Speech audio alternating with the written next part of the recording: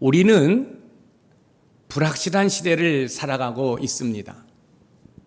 인공지능 AI가 인간의 자리를 대체할 것이라는 뉴스부터 지구의 기후가 돌이킬 수 없이 망가졌다는 경고까지 내려지는 상황에서 10년 뒤에 우리의 모습은 과연 어떤 모습일까요?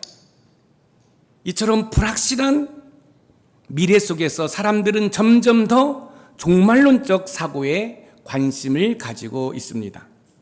넷플릭스, 유튜브, 뉴스까지도 종말을 다루는 콘텐츠가 늘어나고 있습니다. 그런데 문제는 사람들이 종말의 진짜 의미는 모르면서 종말을 공포의 대상으로만 받아들인다는 것입니다. 심지어 교회 안에서도 종말을 말하면 긴장하거나 회피하려고 합니다. 왜일까요? 그 이유는 종말의 메시지를 누가 전하느냐보다 무엇을 전하느냐에 달려있기 때문에 그렇습니다. 오늘 본문인 요한계시록 10장은 요한계시록 전체의 중간에 위치해 있습니다. 7번째 나팔을 불기 직전에 나타나는 삽입 장면인데 하나님께서는 힘센 다른 천사를 등장시켜 요한에게 작은 책을 전해주고 있습니다. 힘센 다른 천사가 책을 전해주면서 책을 먹어야 한다고 말합니다. 우리의 일반적인 상식으로 보면 책은 읽는 것이지 먹는 것이 아닙니다.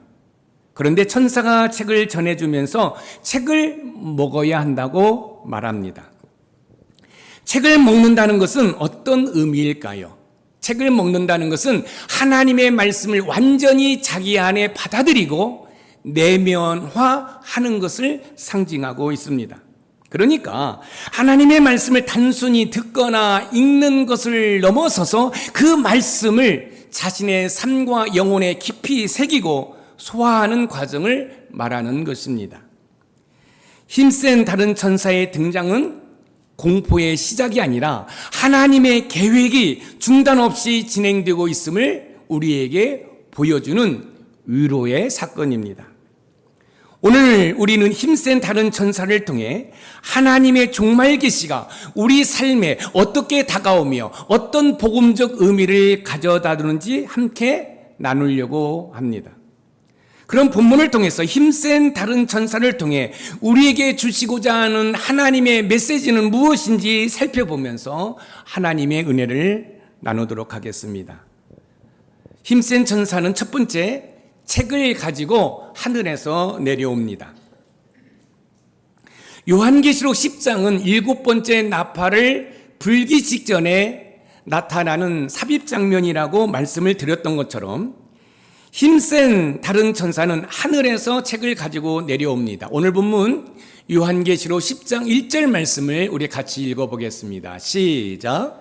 내가 또 보니 힘센 다른 천사가 구름을 입고 하늘에서 내려오는데 그 머리 위에 무지개가 있고 그 얼굴에는 해 같고 그 발은 불기둥 같으며. 힘센 다른 천사는 문자적으로 또 하나의 강력한 천사를 뜻합니다. 이 천사는 단순한 전달자가 아니라 하나님의 메시지를 가지고 하늘에서 내려오는 사자입니다.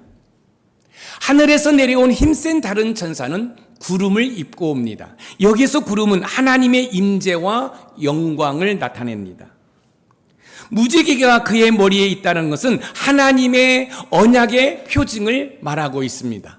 힘센 다른 천사의 얼굴은 해 같고 발은 불기둥 같더라라는 것은 하나님의 거룩함과 심판의 불을 동시에 보여주고 있습니다. 이 힘센 다른 천사는 그리스도 자신일 수도 있고 그리스도의 영광을 위임받은 특별한 천사로 보는 견해가 있습니다. 중요한 것은 이 천사의 모습이 하나님의 계획이 중단 없이 실행되고 있음을 알리는 시각적 선포라는 말씀입니다. 하나님께서 이 힘센 다른 천사를 보내어 요한에게 작은 책을 주십니다. 천사를 통해 작은 책을 요한에게 주시는 것은 종말의 계시가 사람의 손에 쥐어져 있는 말씀이라는 것을 보여주고 있습니다. 종말은 두려운 미래가 아닌 해석 가능한 말씀으로 다가오는 하나님의 은혜라는 사실입니다. 이는 마치 요한복음 1장 14절에서 말하는 말씀이 육신이 되어 우리 가운데 거하심에와 같이 하나님의 뜻이 하늘에서 인간의 역사로 내려온 사건입니다. 사랑하는 성도 여러분, 하나님께서는 일방적으로 우리에게 명령하시는 분이 아닙니다. 저와 여러분들이 하나님께 기도하고 말씀을 드린 그 모든 것을 들으시고 또 하나님의 생각과 하나님의 계획을 저와 여러분들에게 말씀해 주십니다. 힘센 다른 전사가 책을 가지고 왔다는 것은 하나님께서 종말에 일어날 일들에 대해서 저와 여러분들에게 보여주시는 것입니다. 말씀해 주시는 것입니다. 왜 하나님께서는 종말의 사건을 저와 여러분들에게 말씀해 주실까요? 그것은 돌아오라는 것입니다. 그리고 구원받으라는 것입니다. 우리는 어떻게 하면 종말의 시대를 두려워하지 않고 살아갈 수 있을까요? 종말의 시대에 두려워하지 않고 살아가기 위해서는 하나님의 말씀이 우리 가운데 임했다는 사실을 믿어야 합니다. 왜냐하면 하나님의 말씀은 하나님의 계획을 해석할 수 있는 열쇠이기 때문에 그렇습니다. 여러분, 신학대학원에 가면 해석학이라는 과목이 있습니다. 무슨 말씀이냐면 성경은 성경이 해석해야 된다는 것입니다. 맞습니다. 여러분, 하나님께서 저와 여러분에게 이 사도 요한을 통해서 작은 책을 주시는 것은 종말에 일어날 일들에 대해서 저와 여러분들에게 알려주시는 것이에요. 왜 종말에 일어날 일들을 우리에게 알려주실까요? 그것은 세상으로 향하는 우리의 발걸음을 돌이켜 회개하고 하나님께로 돌아와 구원받으라는 것입니다. 그렇기 때문에 요한계시록은 하나님의 사랑이 흠뻑 담겨진 책이라고 말씀을 드릴 수가 있는 것입니다. 모세께서는 시내산에서 하나님의 말씀을 돌판에 받았습니다. 이처럼 계시란 하늘에서 내려오는 것입니다. 예수님께서도 말씀하셨습니다. 요한복음 6장 51절 말씀을 우리 같이 읽어봅니다. 시작. 나는 하늘에서 내려온 살아있는 떡이니 사람이 이 떡을 먹으면 영생하리라. 내가 줄 떡은 곧 세상의 생명을 위한 내 살이니라 하시니라. 나는 하늘에서 내려온 살아있는 떡이니, 떡은 바로 예수님 자신을 가리킵니다. 떡은 빵이라고도 말할 수 있고 우리의 표현으로 말하면 밥이라고 말할 수 있습니다. 밥을 먹어야 우리의 생명을 유지할 수 있는 것처럼 나는 하늘에서 내려온 살아있는 떡이라는 표현은 예수님께서 영적인 생명을 주시는 것을 우리에게 보여주고 있는 것입니다. 사람들이 영원한 생명을 얻기 위해서는 예수님 자신을 받아들여야 한다는 의미입니다. 마치 우리가 떡을 먹어서, 우리가 마치 밥을 먹어서 생명을 유지하는 것처럼 예수님을 믿고 받아들임으로써 영원한 생명을 누릴 수 있다는 사실입니다. 우리의 구원은 오직 예수 그리스도에게만 있는 줄 믿으시기 바랍니다. 당시 유대인들은 만나를 통해 광야에서 생존했던 조상들을 기억했는데 예수님께서는 그보다 더 위대하고 영원한 생명의 떡으로 예수님 자신을 계시하고 계십니다. 그러니까 나는 하늘에서 내려온 살아있는 떡이라는 말씀은 예수님을 믿는 믿음 안에서 영원한 생명을 얻을 수 있다는 말씀입니다. 사랑하는 성도 여러분, 예수님 이외에는 구원이 없습니다. 오직 예수 그리스도에게만 구원이 있음을 믿으시기 바랍니다. 하나님의 말씀은 하늘로부터 우리에게 임한 복음이기 때문에 나에게 주신 하나님의 개인적 계시로 받아들여야 합니다. 우리가 기억해야 할 것은 하나님의 말씀은 정보가 아니라 하늘에서 내려온 하나님의 계시로 받아들이는 영적 분별력이 있어야 합니다. 하나님의 말씀이 우리의 삶 가운데 깊이 들어올 때 종말은 공포가 아니라 은혜의 시간이 될 줄 믿으시기 바랍니다. 요한계시록은 종말의 공포가 아니라 우리를 향한 하나님의 사랑이 흠뻑 담겨진 사랑의 책이라는 사실을 믿으시기 바랍니다. 종말은 우리에게 반드시 옵니다. 종말이 오면 하나님의 심판은 반드시 있습니다. 그런데 예수 그리스도를 믿으면 저와 여러분들은 심판받지 않고 구원받아 저 천국에서 영원한 생명을 누리며 여호와 하나님을 찬송하고 예배하는 줄 믿으시기 바랍니다. 두 번째, 힘센 다른 천사는 책을 펴고 종말을 예고합니다. 힘센 다른 천사는 하늘에서 작은 책을 가지고 나와서 여러분 이 책을 펼친 다음에 여러분 종말을 예고합니다. 오늘 본문 요한계시록 10장 2절에서 4절 말씀을 읽어보겠습니다. 시작. 그 손에는 펴 놓인 작은 두루마리를 들고 그 오른발은 바다를 밟고 왼발은 땅을 밟고 사자가 부르짖는 것 같이 큰 소리로 외치니 그가 외칠 때에 일곱 우레가 그 소리를 내어 말하더라. 일곱 우레가 말을 할 때에 내가 기록하려고 하다가 곧 들으니 하늘에서 소리가 나서 말하기를 일곱 우레가 말한 것을 임봉하고 기록하지 말라 하더라.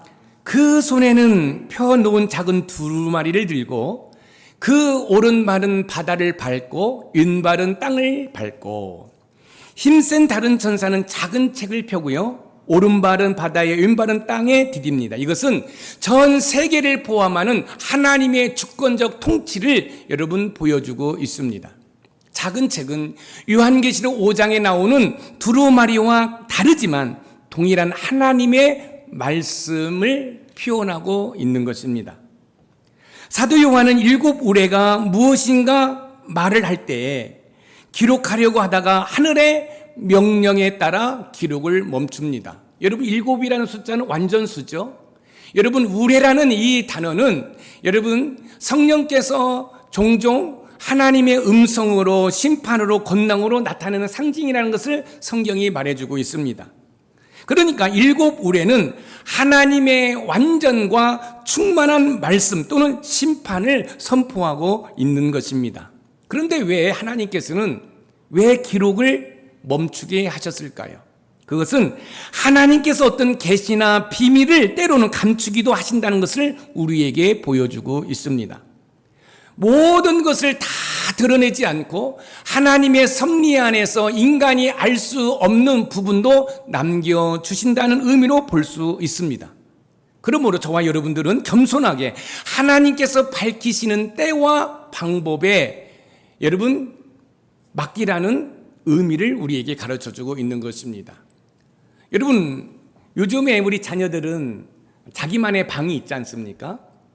그런데 그 방 가운데서도 자기만의 공간이 있어요. 그 공간을 누군가 만지면 뭐예요? 서운하죠. 화가 나지요. 마치 하나님께서도 저와 여러분들에게 종말의 모든 일들을 말씀하시지만 어떤 부분만큼은 하나님이 그걸 감추어 놓으신다는 거예요.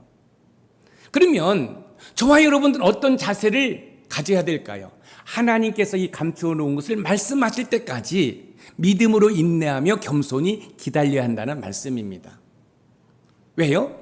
모든 것을 안다고 해서 다 좋은 것만은 아니에요. 때로는 모를 때가 더 좋을 때가 있는 거죠. 그런데 하나님의 때가 되면 하나님께서는 그 모든 것을 밝혀주시는 줄 믿으시기 바랍니다.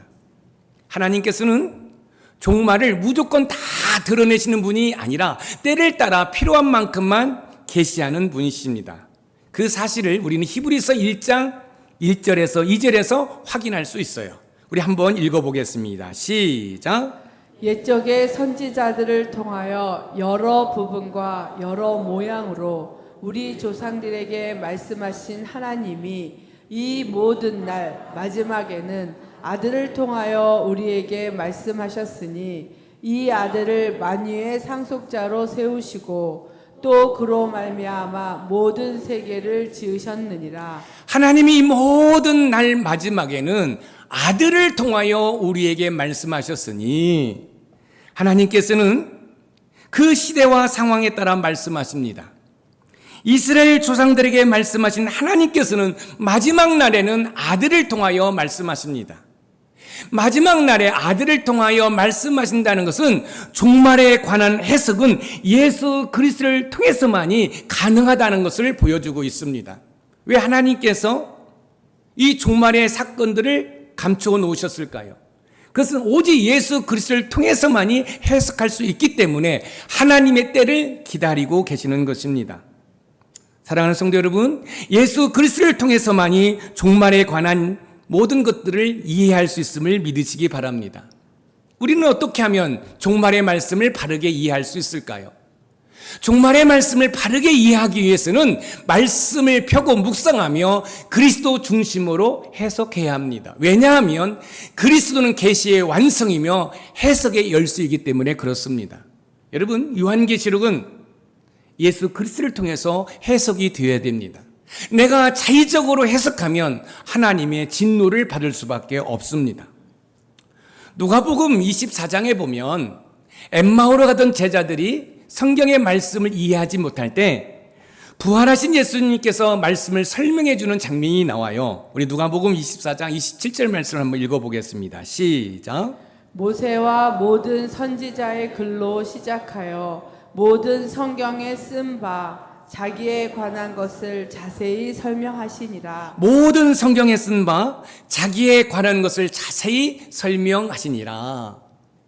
엠마오로 가는 두 제자와 예수님 사이에 있었던 장면을 담고 있습니다. 이 구절에서 예수님께서는 모세와 모든 선지자의 글, 곧 구약 성경에 기록된 예수님에 관한 말씀을 풀어 설명해 주고 계십니다.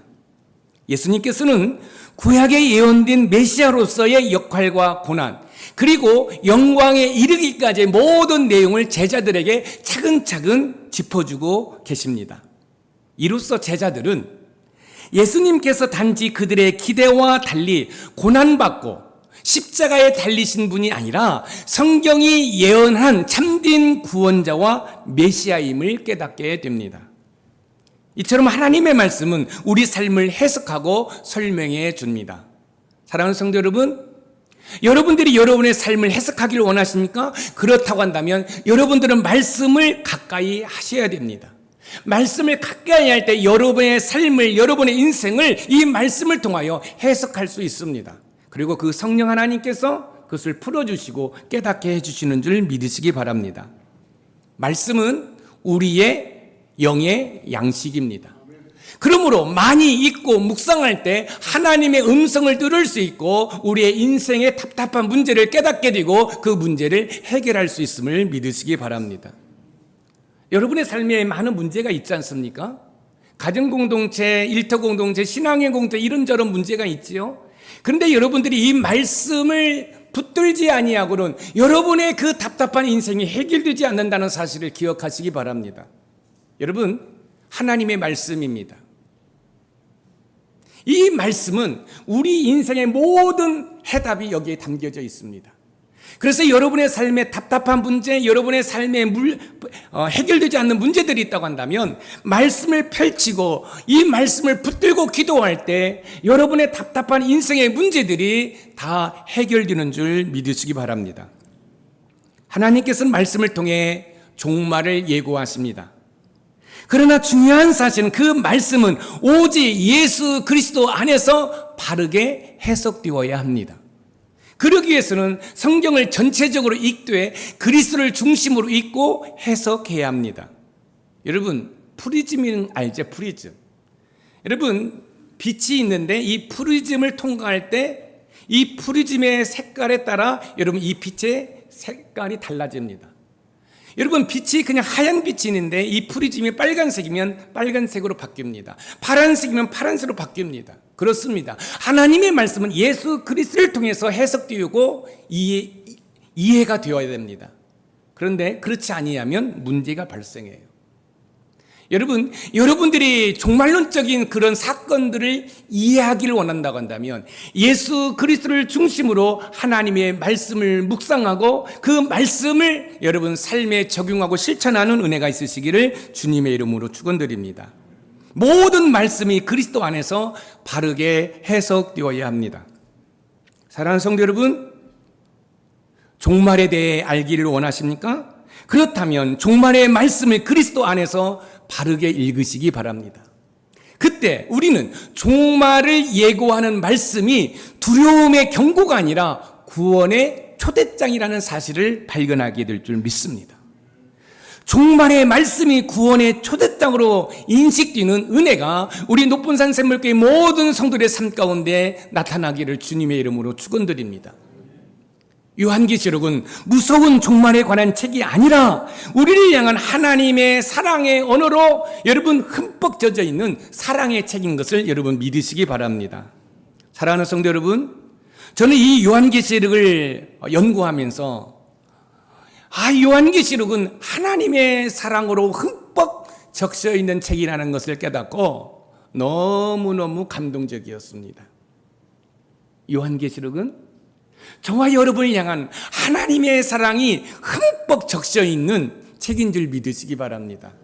그래서 여러분들이 요한계시를 한 장 한 장 읽어나갈 때 하나님의 사랑을 경험하게 되는 줄 믿으시기 바랍니다. 하나님의 사랑을 체험하게 되는 줄 믿으시기 바랍니다.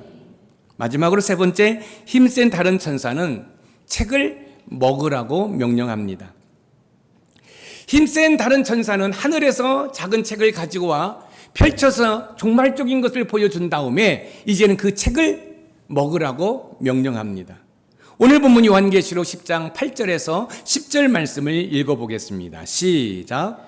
하늘에서 나서 내게 들리던 음성이 또 내게 말하여 이르되 내가 가서 바다와 땅을 밟고 서 있는 천사의 손에 펴놓은 두루마리를 가지라 하기로 내가 천사에게 나아가 작은 두루마리를 달라 한즉 천사가 이르되 갖다 먹어 버리라. 내 배에는 쓰나 내 입에는 꿀같이 달리라 하거늘 내가 천사의 손에서 작은 두루마리를 갖다 먹어버리니 내 입에는 꿀같이 다나 먹은 후에 내 배에서는 쓰게 되더라. 갖다 먹어버리라. 책을 먹는다는 표현은 예언자적 상징입니다. 에스겔서 3장 1절에서 3절에서도 하나님께서는 선지자 에스겔에게 두루마리를 먹으라고 명령하십니다. 책을 먹으라는 것은 말씀을 전하기 전 먼저 그 말씀을 온전히 자기 안에 받아들이고 내면화하는 행위입니다. 내면화란 단순히 듣거나 읽는 것을 뛰어넘어 그 말씀을 자신의 삶과 영혼에 깊이 새기고 소화하는 과정이라 말할 수 있습니다. 여러분, 소가 여물을 먹고 되새김질을 하지 않습니까? 말씀을 되새김질하는 것은 말씀을 내면화하는 것입니다. 말씀을 내면화하는데 제일 좋은 방법 중에 하나가 뭐냐면 quiet time, QT입니다. 여러분, 말씀이 내면화되는 거예요. 말씀이 내 마음의 양식이 되는 거예요. 그럴 때 우리가 말씀을 전할 수 있는 것입니다. 사도 요한도 그 책을 먹자 입에서는 달았지만 배에서는 쓰게 되었다라고 기록합니다. 이것은 말씀의 이중적 성격을 보여주고 있습니다. 여러분, 입에서 달달하는 뜻은 이런 겁니다. 우리가 말씀을 읽을 때 은혜가 되잖아요. 용기가 되잖아요. 이런 말씀을 읽을 때 우리의 마음이 시원해지잖아요. 그런데 반면에 배에서 쓰다는 것은 말씀을 여러분 우리가 받아들일 때 하나님이 회개하라는 거예요. 여러분, 사랑할 수 없는 사람을 사랑하라는 거예요. 용서할 수 없는 사람을 용서하라는 거. 그때는 쓰지요. 그뿐만 아니라 우리가 복음을 전할 때 사람들이 우리를 조롱합니다. 이때는 말씀이 써요. 그래서 이 말씀에는 이중적인 모습이 있는 거죠. 나에게 위로가 될 때는 이 말씀이 달아요. 그런데 나의 삶 속에서 내가 도저히 할 수 없는 것들을 이 말씀이 요구할 때는 말씀이 써요. 그런데 그 말씀대로 하나님의 말씀에 순종할 때 여러분, 우리에는 정말로 말할 수 없는 하나님의 은혜와 복을 경험하게 되는 줄 믿으시기 바랍니다. 하나님의 말씀을 읽을 때 때로는 달콤한 위로를 주기도 하지만 때로는 회개와 책망을 주는 쓰라림도 있다는 사실입니다. 그렇기 때문에 배에서 쓰다고 표현하는 것입니다. 하나님께서는 쓴 말씀을 먹으라고 하신 이유는 무엇일까요? 말씀을 전하기 전에 먼저 내면화한 후에 여러분 종말의 계시를 전하도록 하기 위해서입니다. 오늘 본문 요한계시록 10장 11절 말씀을 우리 읽어보겠습니다. 시작. 그가 내게 말하기를 네가 많은 백성과 나라와 방언과 임금에게 다시 예언해야 하리라 하더라. 다시 예언하여라 하리라 하더라. 하나님께서는 말씀을 단순히 듣는 것이 아니라 삶으로 흡수하고 선포하는 것을 원하십니다. 사도 요한도 책을 먹고 나서야 예언의 사명을 다시 감당한 것처럼 말씀은 그리스도의 복음을 전하게 하기 위한 생명의 양식이라는 말씀입니다. 힘센 다른 천사가 하늘에서 책을 가지고 나왔습니다. 그리고 책을 펼친 다음에 종말을 이야기합니다. 그리고 그 말씀을 먹으라는 거예요. 이 말씀을 먹으라는 것은 이 말씀이 내면화돼서 이 말씀이 나의 양식이 될 때 내가 담대히 종말을 선포할 수 있다는 거예요. 사랑하는 성도 여러분, 내가 이 말씀을 먹지 아니하면 하나님의 복음을 전할 수가 없다는 거예요. 사랑하는 성도 여러분, 여러분의 가정에 믿지 않는 자들을 전도하기를 원하십니까? 여러분의 주변 사람들을 여러분들 전도하기를 원하십니까? 그렇다면 생명의 양식인 이 말씀을 먹으셔야 됩니다. 이 말씀이 여러분의 내면화가 되어야 됩니다. 그럴 때 복음을 전할 수 있다는 말씀이에요. 우리는 어떻게 하면 하나님의 말씀을 능력 있게 전할 수 있을까요? 하나님의 말씀을 능력 있게 전하려면 말씀을 여러분 내면화해야 합니다. 왜냐하면 내면에 스며든 말씀만이 능력 있게 전해줄 수 있기 때문에 그렇습니다. 말씀을 삶으로 먹어야 한다는 것은 하나님의 말씀을 완전히 자기 안에 받아들이고 내면화하는 것을 상징적으로 말하고 있는 것입니다. 사랑하는 성도 여러분, 여러분이 정말로 멋진 인생을 살아가기를 원하십니까? 그렇다고 한다면 여러분 이 말씀을 읽고 묵상하는 은혜가 있기를 소망합니다. 여러분이 정말로 하나님의 이적과 기적을 체험하기를 원하십니까? 그렇다고 한다면 여러분의 이 성경책에 여러분의 콧물과 여러분의 눈물이 범벅이가 되는 은혜가 있기를 소망합니다. 그러면 여러분들은 여러분의 삶에 하나님의 놀라운 이적과 기적을 체험할 수 있습니다. 그런데 말씀을 덮어놓고 하나님의 이적과 기적을 기대한다는 것은 여러분 그것은 있을 수 없습니다. 분명히 우리가 기억하고 있습니다. 하나님의 말씀을 읽고 듣고 지키는 자에게 복이 있다라고 성경은 우리에게 교훈하고 있습니다. 우리는 말씀을 왜 먹어야 할까요? 그것은 말씀에는 우리를 유익하게 하는 것이 너무너무 많이 있기 때문에 그렇습니다. 디모데후서 3장 16절에서 17절 말씀을 우리 같이 읽어봅니다. 시작. 모든 성경은 하나님의 감동으로 된 것으로 교훈과 책망과 바르게 함과 의로 교육하기에 유익하니 이는 하나님의 사람으로 온전하게 하며 모든 선한 일을 행할 능력을 갖추게 하려 함이라. 교훈과 책망과 바르게 함과 의로 교육하기에 유익하니 하나님의 말씀 단순히 외우는 것이 아니라 먹어 소화되어야 할 말씀이라는 것입니다. 여러분 세계 경찰 국가라고 하는 여러분 미국이 대통령 취임할 때 왜 하나님의 말씀인 이 성경에다가 손을 얹고 여러분 선서하겠습니까? 사랑하는 성도 여러분, 하나님의 말씀은 능력인 줄 믿으시기 바랍니다. 그렇기 때문에 힘센 다른 천사가 하늘로부터 하나님의 말씀을 가지고 내려와서 펼쳐놓고 종말을 이야기한 다음에 이 말씀을 먹으라고 이야기합니다. 그런데 이 말씀은 달기도 하지만 쓰기도 한다라는 것입니다. 그런데 이 말씀이 나의 내면화가 될 때 이 말씀이 능력이 되어서 여러분 복음을 증거할 수 있음을 믿으시기 바랍니다. 말씀은 먹고 살아야 할 영적 양식입니다. 복음을 전하고 싶다면 먼저 그 말씀을 자신의 삶에서 적용하고 실천해야 합니다. 말씀을 자신의 삶에서 실천하고 적용하기 위해서는 늘 성경을 읽고 묵상해야 합니다. 이때 말씀은 우리의 삶 가운데 능력으로 나타나게 되는 줄 믿으시기 바랍니다. 사랑하는 성도 여러분, 말씀을 삶 가운데 먹기 위해서는 매일 말씀을 읽고 묵상하고 믿어야 합니다. 말씀을 먹다 보면 달기도 하고 쓰기도 할 것입니다. 그러나 그 말씀을 믿어 삶으로 실천될 때 이 시대를 향한 하나님의 음성을 선포하는 예언자적 삶을 살게 되는 줄 믿으시기 바랍니다. 사랑하는 성도 여러분, 아무리 이 성경을 10독을 하고 20독을 하고 100독을 한들 무슨 소용이 있겠습니까? 믿어야 합니다.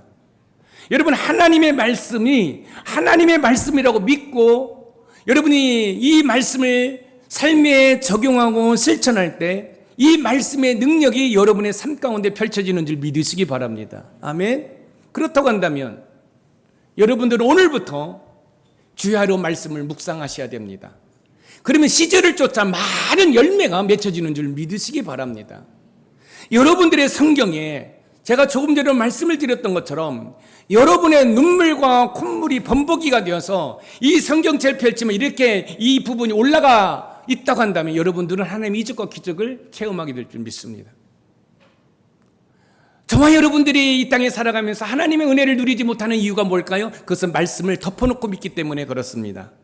오늘부터 말씀을 펼쳐놓고 믿는 은혜가 있기를 주님의 이름으로 축원드립니다. 오늘 본문은 우리가 말씀을 어떻게 받아들이고 살아야 하는지 보여줍니다. 하늘에서 내려온 말씀은 종말을 예고한 후에 먹은 다음 세상을 향해 복음을 전해야 한다라고 말하고 있습니다. 그러나 우리는 말씀을 받아도 소화하지 못하고 해석하지 못합니다. 왜냐하면 우리의 내면이 말씀을 향해 닫혀 있고 세상의 소리에 익숙해져 있기 때문에 그렇습니다. 여러분 그렇잖아요. 제가 어제 TV 프로그램을 잠깐 봤는데 트로트 가수입니다. 근데 이 가수가 여동생과의 관계성을 이렇게 방영을 하는데 이 트로트 가수가 유튜브를 보는데 평균적으로 하루에 9시간을 본다는 거예요. 뭐 가수니까 여러분은 자기 노래를 모니터링 하기도 하겠지요. 자, 그러면 평균적으로 9시간 유튜브를 본다고 한다면 때로는 어떤 날은 2시간 볼 수 있잖아요. 그럼 평균을 낸다고 한다면 어떤 날은 12시간, 13시간도 여러분 유튜브를 본다는 거예요. 여러분들은 어떻습니까? 여러분들은 어떻습니까? 정말로 여러분들이 하나님의 이적과 기적을 체험하기를 원한다고 한다면 오늘부터 하나님의 말씀을 펼치시기 바랍니다. 그리고 기도하시기 바랍니다. 성령 하나님, 말씀을 먹기를 원합니다. 그리스도 중심으로 해석할 수 있는 지혜를 주시옵소서. 그래서 이 말씀이 해석되고 이 말씀이 내면화되어서 이 말씀이 나의 입으로 선포될 때 여러분이 이적과 기적을 체험하게 되는 줄 믿으시기 바랍니다. 예수 그리스도는 말씀 자체이며 그 말씀이 우리 안에 오셨고 성령께서 우리로 하여금 그 말씀을 깨닫고 전하게 합니다. 사랑하는 성도 여러분, 이 불확실한 시대 속에서 말씀 위에 서는 자가 종말을 이기는 자입니다. 그렇기 때문에 말씀을 받고 이해하고 먹고 전하는 삶을 살아가야 합니다. 이때 우리는 종말이 공포가 아니라 복음의 소망을 증언하는 제자로 살아가게 되는 줄 믿으시기 바랍니다. 성령의 도우심으로 말씀을 믿고 전하는 예언자적 삶을 살아내는 우리 모두가 되기를 주님의 이름으로 축원드립니다. 제가 요한계시록은 그러면 여러분들이 하나님의 사랑이 흠뻑 담겨져 있는 책입니다 라고 큰 소리로 선포하는 은혜가 있기를 소망합니다. 요한계시록 책은 하나님의 사랑이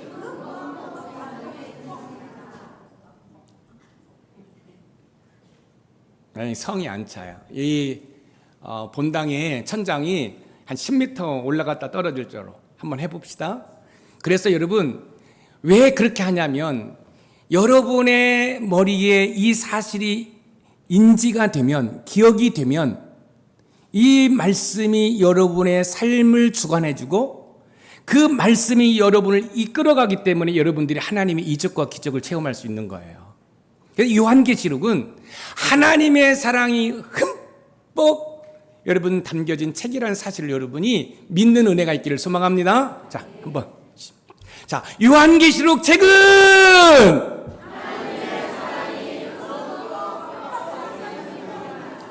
김현태 장로님 외칠 때 밑에를 보고 외칩니까? 산에 가서 야호할 때 야호 합니까? 야호할 때는 야호 그러지?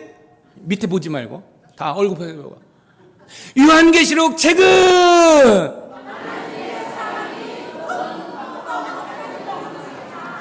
나는 박순미 집사님 제일 이뻐. 일어나봐. 일어나봐. 한번 해봐요. 지금 하셨던 것처럼. 자, 요한계시록 책은 아멘. 그런 은혜가 있기를 소망합니다. 여러분 요한계시록은 우리에게 두려움을 주는 책이 아니에요. 돌아와라. 세상으로 향하는 발걸음을 돌이켜 하나님께로 돌아와 구원받으라고 하는 하나님의 사랑이 뻑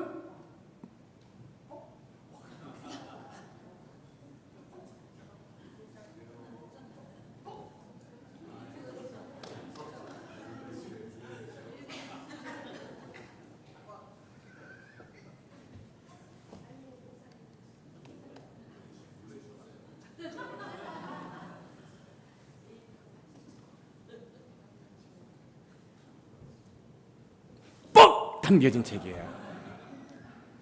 제가 이거 하면서 한번 시간을 재봤어요. 제가 1분 40초 동안 흠뻑할 수 있더라고요. 여러분, 요한계시록은 저와 여러분을 향한 하나님의 사랑이 흠뻑 담겨진 책인 줄 믿으시기 바랍니다. 오늘 말씀의 키워드예요. 같이 한번 읽어봅니다. 시작. 힘센 다른 천사가 하늘에서 책을 가지고 내려와 책을 펴 종말을 내려고 한 후 책을 먹은 후 말씀을 전하는 예언자적 삶을 살라고 한다. 아멘. 요한계시록을 갖게 하는 은혜가 있기를 소망합니다. 우리 합심기도 시작.